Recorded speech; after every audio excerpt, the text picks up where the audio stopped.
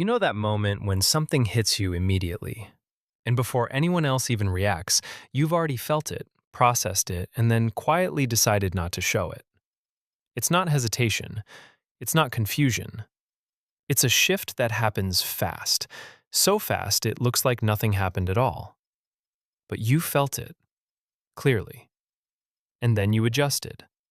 Your face settled, your tone evened out. The reaction that was there a second ago got replaced with something more measured, something that fits the moment instead of revealing it. And you didn't think about it, you just did it. You don't react first, you regulate first. You already knew this, and that didn't come from nowhere. There were moments, nothing dramatic, nothing loud, where reacting freely didn't go well. Not in a way that left a scar, just in a way that repeated. A look, a pause, a correction, a shift in someone's tone. Small things, but consistent. And when something happens consistently enough, the brain stops questioning it. It adapts. That's when something changed. You stopped reacting just to express what you felt, and started reacting in a way that managed how it would be received. Your attention shifted outward.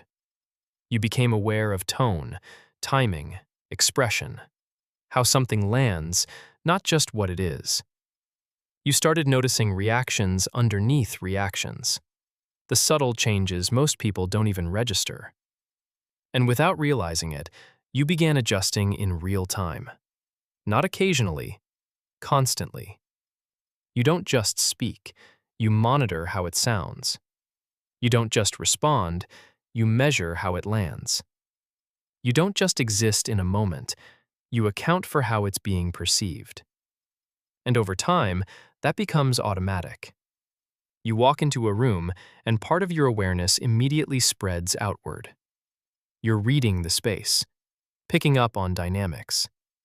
Not in an anxious way, just efficiently. It looks like composure, and in a lot of ways, it is. You don't overreact. You don't escalate things unnecessarily. You don't create friction where it doesn't need to exist. But underneath that, there's something most people don't see. It takes effort. Not obvious effort, not dramatic. Quiet effort. Constant effort. You're not just experiencing moments, you're managing them at the same time. And that changes how the moment feels. Because while everyone else is just reacting, you're holding something in place. All the time. You're not cold. You're just controlled. And control like that isn't neutral. It has a cost. You feel it after conversations that should have been simple. You feel it in the way your mind replays things, not to understand what was said, but to check how you came across, to make sure nothing slipped. You notice shifts early. You adjust before anything even becomes a problem. You're not calm, you're practiced. And that level of awareness doesn't turn off easily. Even when you're alone, there's still a part of you observing, refining, keeping things steady. It stopped feeling natural and started feeling safe. That's the trade. And it follows a pattern explained more deeply in learning to feel safe. Because when your system learns that composure prevents problems, it starts treating control like protection, even when nothing is actually at risk. So you keep doing it. You stay measured. You stay steady. You stay composed. Even when you don't need to. And part of you knows that.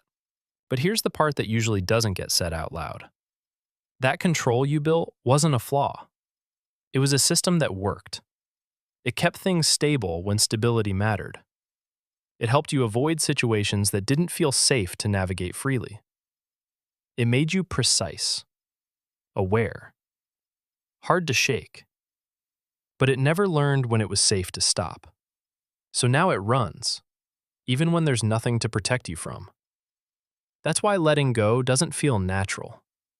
It feels like you're removing something that's been keeping things in place this whole time. and you don't trust what happens without it. And if this is already starting to make sense, stay with this, because the shift isn't becoming more expressive. It's not forcing reactions. It's not suddenly saying everything you've been holding back. It starts smaller than that. You begin noticing the moment it happens, that pause, that internal adjustment, the point where you start shaping your response before it even comes out. Not to stop it, not to fight it, just to see it.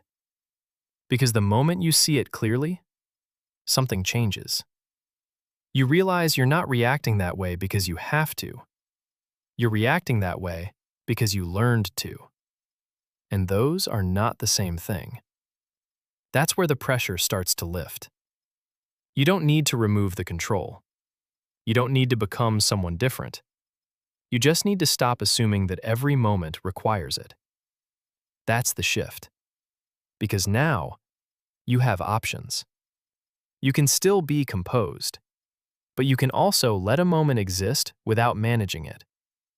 You can let your tone stay natural for a second longer. You can let a reaction pass through without correcting it immediately. Nothing breaks. Nothing collapses. That's what your system hasn't updated yet. It still thinks everything needs to be managed to stay stable, but it doesn't. And if you want to understand this more deeply, it's explored further in Learning to Feel Safe. If this felt familiar, like the video, subscribe, and share what part stayed with you. You didn't become calm. You became someone who learned how to stay in control, even when control was never the only option.